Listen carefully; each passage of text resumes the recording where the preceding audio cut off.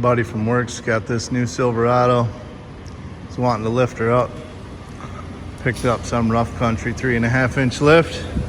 That's what we're gonna play with tonight. All right, so we got her up on the stands. It's all supported by the frame, and we are going to start swapping out some parts here. So got to loosen the upper strut. The kit actually comes with new upper arms, and it comes with completely new assembled strut units, so that'll be sweet. I'm gonna loosen the axle nut, get some slack in there. Hopefully it won't go too bad. Time will tell. All right, so far we've taken the nut off the CV axle so we could push that a little bit. We don't want to pull that axle apart. Taking the upper ball joint nut loose, swung this down out of the way, making sure we've undone the bracket. We don't have any extra tension on any of the brake stuff. And we have unbolted the strut from the lower control arm, and we're working on getting them out on the upper. And we'll get those swung out of there. Then we can get to the fasteners for these upper control arms. We'll swap those out, put the new strut in. Hopefully it goes just as easy as I said. All right, so got the strut out of the way. This truck already had like a 2-inch spacer underneath the factory strut for a leveling kit on it with 9/16 headed bolts. We removed those. From the bottom, on the top was 3 18mm nuts from the factory. We did have to take a pry bar and pry up on the plastic stuff for the wiring looms just to kind of lift it out of the way. Just be careful not to pry against the wire itself so you don't cut anything. And then we're into taking the control arms off. These have a 21mm nut. I don't have it for whatever reason here. I didn't have a 21mm 3/8, but I got a 7/8 socket. And on this little stubby 3/8 Milwaukee, it fits right in there. Works really good for getting these bolts out.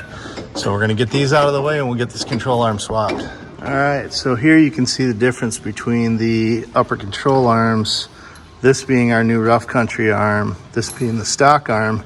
They've changed the pitch that the ball joint sits at so that it's made so the ball joint will be more in its centered position at the lifted height, because this arm is now going to ride slightly angled downward. Therefore, that ball joint will be pointed straight down when it's downward, as opposed to the factory arm, which was meant to sit flat. The ball joint comes down straight when it's flat. So that's the big difference here. Puts a lot less stress on that ball joint. Therefore, it should last longer. So get this new arm bolted in. Okay, so we got the new control arms are in and just loose so we could hold them up out of the way while we got the strut into place. You can still get a wrench up in here and hold the bolt while you tighten the nut from the outside, so we can do that. Got the new upper nuts tight on the struts. They're 15mm now instead of 18 like the factory ones were for whatever reason, but they're provided, as were new hardware for the lower portion of the strut where it goes through the control arm. They gave you a new hardware for there, which is good because our truck had that spacer kit on with some extended length bolts, so we needed new hardware here. Thankfully it came with it. And these are 14mm, so I don't know. Nothing's the same, but I guess as long as it all works in the end. Okay, so we got everything kind of bolted back into place. We did the upper ball joint here. Thankfully the Allen inside is the same size, so you can hold the ball itself, the ball joint, while you tighten the nut. Got the arms and stuff. All the bolts are in. We do have to look up the spec and retorque these axle nuts. Yeah, things are going together. It's working out. All right, so moving on to the back, it's just a spacer block that goes between the leaf spring and the axle right here, and new shocks. So we're gonna take the shocks out of the way. We're gonna undo the U-bolts on the leaf springs on both sides. And then with the hoists that we got, we have the truck on jack stands there. We're gonna use the hoist to lower down just the rear axle until we can slide the spacers blocks in there, and we'll put things back together with the new parts. So hopefully it goes as easy as I say. Okay, so the back is as easy as any leaf sprung truck ever was. You got U-bolts on each side, shock on each side, 21 millimeter heads on everything, upper and lower shock bolts and the factory U-bolts. Going back together, the new U-bolts are 22 millimeter nuts. So just make sure you get everything tightened up, lined up, and good to go. So now we decided working with the sway bar is going to be much easier with it up on the hoist like this. So there's some sway bar drop brackets we got to put in. Looks like we got to remove a couple of bolts on either side, drop this bracket down. There's a spacer that goes here, and then they'll go back up. So shouldn't be too big a deal. Let's see if we can get that done. All right, the sway bar drop brackets are pretty simple. Factory 10 millimeter headed bolts drop out on both sides, take the whole sway bar down, bolt your new brackets into place. They're marked for which side's which. It's kind of cut right out of the metal, but put them back in with the factory 10 millimeter bolts. The new bolts are 17 millimeter nut and bolt. Bolt them into place. Away you go. It's pretty simple. So all in all, pretty complete kit. Didn't go too bad. Of course, when you're working on a newer truck like this, that always makes it easier. Let's get it down, see what it looks like. All right, and she's all done. Man, what a difference. Looks so much better. So much better. So that's 3.5 inches of lift in the front, 2 inches in the back. Level it out. He's gonna see if they can, what size tire he can get fit on these factory wheels. Should be a nice clean look. Again, just looking like the truck should have from the factory. Much better.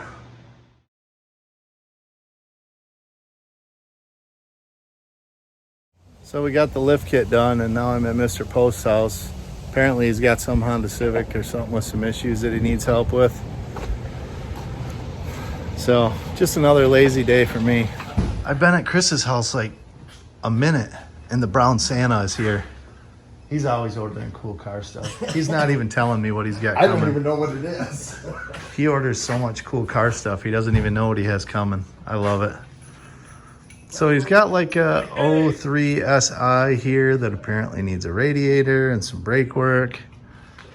I see the hood's up on the NSX. I don't know what's going on with that. I don't know what he's got going on there. Pirate is here, the front end also on jack stands.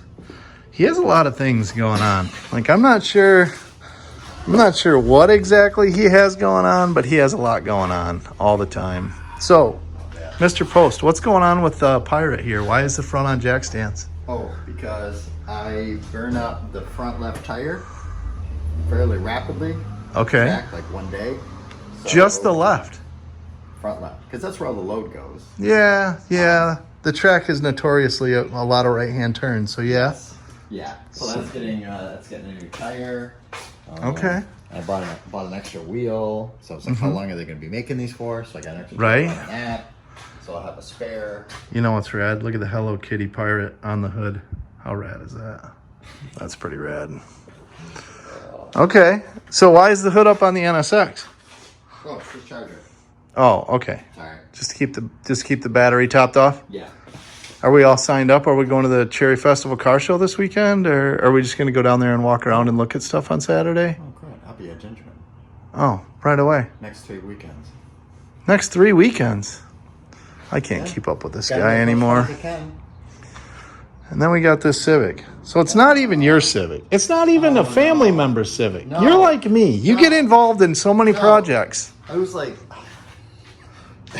It's got like 207,000 miles on it. So it's just broken. Yeah, and at the cracked radiator where these always crack. Okay. The upper tank separating from the core. Yep. And he's been driving around on that for a long time. Okay. Just filling it up and whatnot, and then it had a stuck rear caliper which I replaced this morning. Okay. So we got rear calipers done.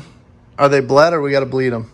No, that one's done. Okay. Done. All right. Blood. Yep. All right, so that's done. Now we just got to get a radiator done, and then you'll be like ready to go back to the racetrack? Yeah. Okay. Yeah. Far out. At least he will. All right. Unfortunately, I tend to get people started on this. Yeah. On this hobby, and then... Yeah. It's addictive. It's addictive. All right, well, let's see if we can change the radiator then. So basically, I hung around until we got the radiator swapped out, and then I was able to take off, but we kind of just got to chatting, and I forgot to keep videoing.